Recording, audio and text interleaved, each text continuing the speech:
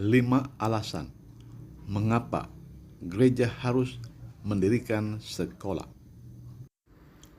Era KKR sudah berlalu. Optimalkan jabatan guru atau pengajar.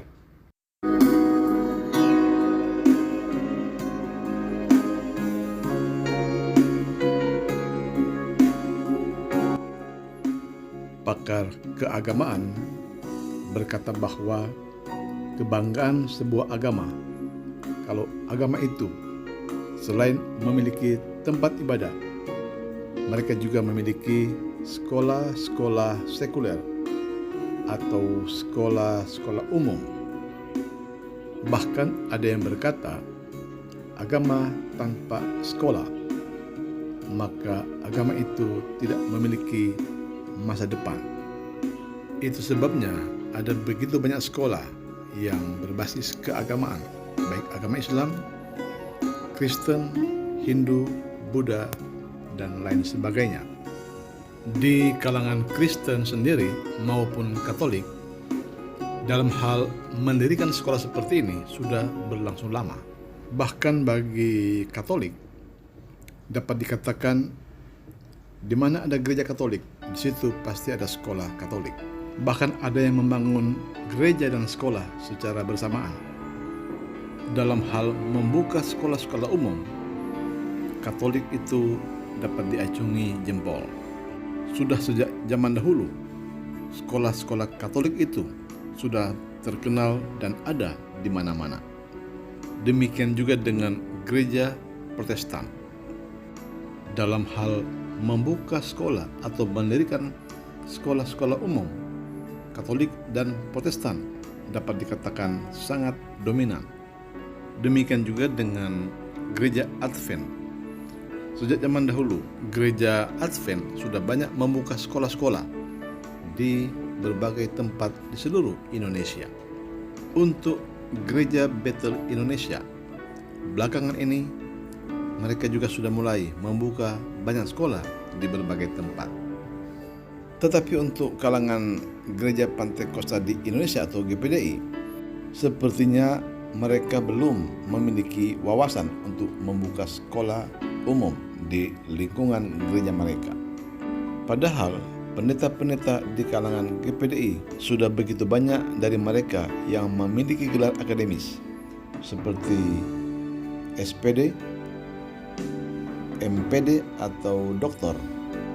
Tetapi entah kenapa mereka belum tergerak untuk membuka sekolah-sekolah baik di tingkat SD, SMP, SMA atau perguruan tinggi. Tentu saja sudah ada, tetapi belum banyak didengar orang. Setidaknya ada 5 manfaat dari hadirnya sekolah Kristen di lingkungan kita atau di lingkungan gereja. Pertama, untuk menunaikan amanat agung dari Tuhan Yesus Kristus. Pergilah ke seluruh dunia, jadikan sekalian bangsa muridku, dan ajarlah mereka untuk melakukan segala sesuatu yang telah kuperintahkan kepadamu. Matius 28 ayat 19 dan 20. Kedua, untuk mendukung program pemerintah dalam hal mencerdaskan kehidupan bangsa. Ketiga, untuk melatih anak-anak agar mereka memiliki karakter Kristus.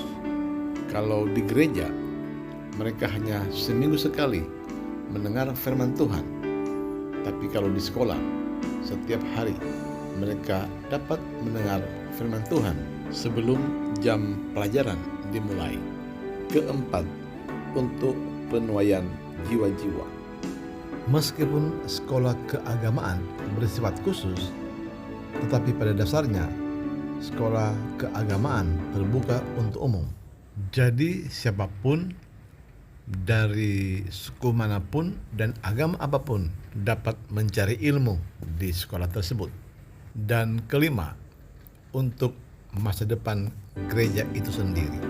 Setiap 2 minggu sekali atau sebulan sekali, anak-anak sekolah dapat mengadakan kegiatan di gereja sebagai langkah untuk memperkenalkan gereja pada mereka.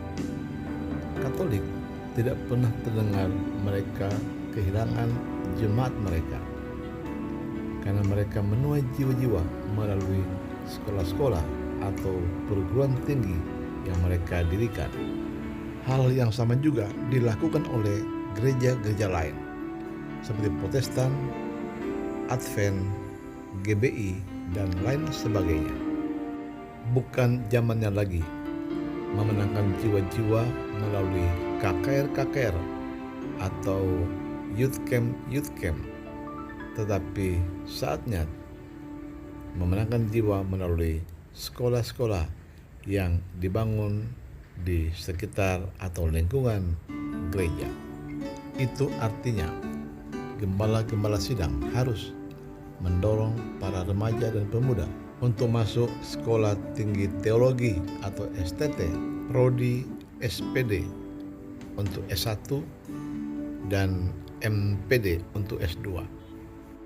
Kalau perlu, kuliah mereka harus disponsori oleh gereja atau gembala, karena merekalah yang akan mengelola sekolah Kristen yang dibangun tersebut. Mungkin Anda bertanya, bagaimanakah memulai mendirikan sekolah tersebut? Pertama, Anda harus memiliki yayasan. Ya, dalam hal ini Anda harus menemui seorang notaris dan katakan bahwa Anda ingin mendirikan sekolah Kristen. Pertama, Anda sudah harus memiliki nama yayasan dan sekolah apa yang Anda akan bangun. Apakah berawal dari PAUD atau SDK, SMP, atau SMA? Setiap jenjang ada tingkat kesulitannya. Mendirikan sekolah di kota tentu berbeda dengan di kota kabupaten, kecamatan, desa sampai desa terpencil. Jika halaman gereja Anda cukup luas, Anda boleh mendirikan sekolah di halaman gereja tersebut. Ini tentu saja membutuhkan biaya yang cukup besar, karena selain Anda mendirikan sekolah, Anda juga harus menyediakan ATK, alat tulis kantor, seperti meja, kursi, papan tulis, komputer atau laptop, dan lain sebagainya. Dan yang perlu juga dipikirkan adalah tenaga pengajar atau guru-guru. Dan untuk kelanjutan sekolah tersebut, Anda mungkin harus menyekolahkan beberapa remaja atau pemuda di gereja Anda untuk mencapai gelar SPD atau sarjana pendidikan sebagai syarat umum bagi seorang guru untuk mengajar. Ya, ini sekedar teori untuk membuka wawasan bagi Anda yang mungkin terpanggil dan tergerak untuk mendirikan sebuah sekolah. Jangan takut mencoba, karena Tuhan bersama dengan Anda.